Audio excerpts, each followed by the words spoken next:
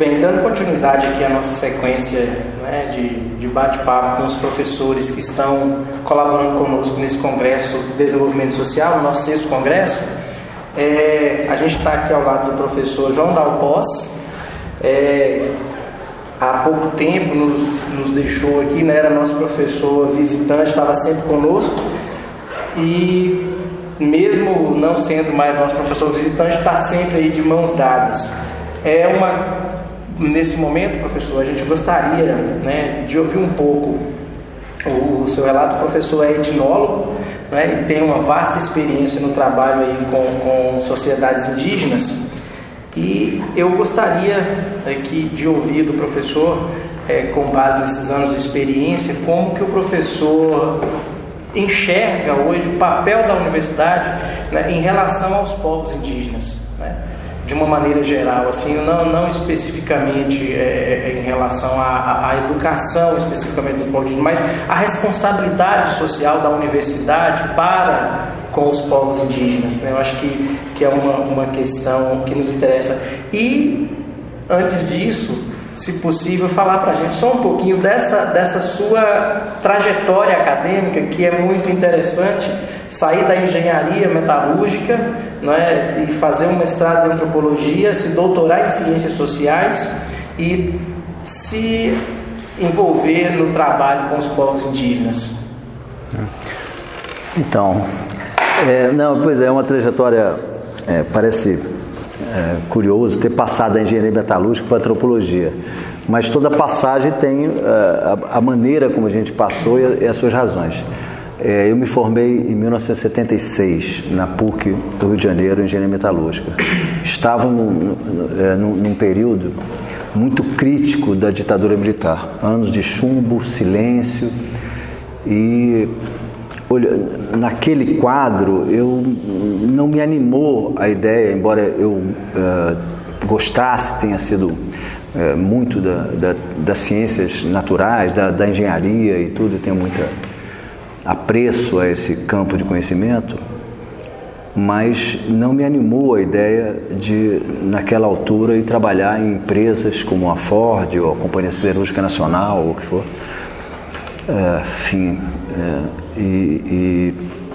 Quis fazer da minha vida uma outra coisa. Então foi nessa situação em que eu fui trabalhar numa entidade que chama-se agora Operação Amazônia Nativa, OPAN, que trabalhava e trabalha com comunidades indígenas. E foi aí que eu ingressei nesse mundo das sociedades indígenas, dos povos indígenas, e daí para a antropologia. Quer dizer, fiquei uns 10 anos trabalhando em campo, trabalhei no Amazonas, no Acre, no Mato Grosso.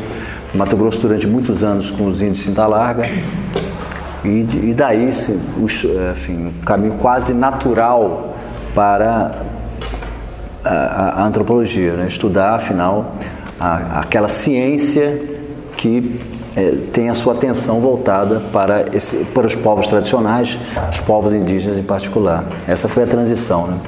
Foi por aí, né? Foi por querer, num certo momento do Brasil, numa certa conjuntura da ditadura, buscar um outro caminho para a minha vida e para o Brasil. Era uma época em que os povos indígenas quer dizer, havia toda uma previsão, quase uma profecia de que eles estavam em um estado de extinção inexorável. E eu acho que todo mundo que se envolveu ao lado deles, né, desde aqueles anos, né, óbvio, também antes, né, a começar pelo nosso querido Darcy Ribeiro, né, foram responsáveis por hoje ter mesmo com todas as dificuldades da sua vida, eles terem uma perspectiva de futuro, né? Lutando aí, resistindo, demarcando suas terras, construindo opções de futuro, né? Eu acho que todo mundo que colaborou e esteve ao lado deles tem esse mérito, né? De que hoje a gente tem uma percepção do futuro dos povos indígenas muito diferente do que era nos anos 70. Nos anos 70 parecia que iriam se extinguir todos e muito rapidamente, né? E hoje em dia tem muita dificuldade, muita violação de direitos, mas uma perspectiva de futuro, né? Nós temos aqui perto o Chacriabás, ninguém sequer cogita a ideia de que eles desaparecerão, né? Eles estão aí para ficar e para participar da vida, né, regional, nacional, com os demais, né, com as demais comunidades e populações. Então foi essa a passagem, né? A passagem. E aí, reiterando a nossa questão que é central, como que o professor enxerga aí a responsabilidade que a universidade tem, né? Eu acho que o professor traz um resultado do compromisso dessas pessoas que se envolveram com a causa, e a universidade, eu acredito que ela acaba estando como pano de fundo a construção da ciência antropológica no trabalho com os povos indígenas, né? Como que o professor enxerga esse movimento da universidade, né, nessa visão de futuro que hoje que o professor afirma existir em relação aos povos indígenas, e como que o professor, mesmo diante de um cenário delicado que a universidade atravessa, como que o professor vê isso para o futuro em relação aos povos indígenas? Olha, eu tive a oportunidade de ministrar a aula inaugural do programa de pós-graduação em desenvolvimento social, nosso programa aqui, em abril, né, quando se iniciou o semestre. E um pouco disso foi exatamente o tema que eu escolhi para discutir. O programa de desenvolvimento social, ele embute em si uma crítica à própria noção de desenvolvimento enquanto tal, né? O que é o desenvolvimento, para quem esse desenvolvimento, que desenvolvimento que esperamos e vamos trabalhar.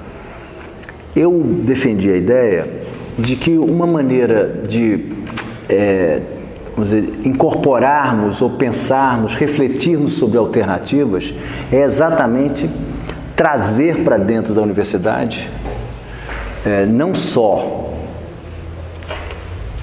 as pessoas dessas comunidades tradicionais e dos povos indígenas, né, mas trazer para o debate o seu conhecimento, o seu pensamento, as suas expectativas, os seus valores, né, o seu conhecimento, para que contrastar exatamente com todos esses parâmetros de um desenvolvimento econômico que atende os interesses de muito poucos.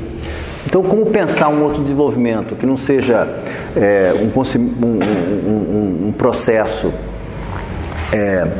que produz desigualdades, produz violação de direitos, né? Destrói o meio ambiente. Então, como pensar um outro desenvolvimento, né? Que tipo de desenvolvimento é esse? Quer dizer, é preciso... estão aí, portanto, essas experiências desses povos indígenas, das comunidades tradicionais, que são experiências reais de outras maneiras de se relacionar com o meio ambiente, com os recursos naturais, com os valores sociais e morais, éticos, né? Com valores comunitários, né? E não simplesmente de enriquecimento econômico, financeiro de uma.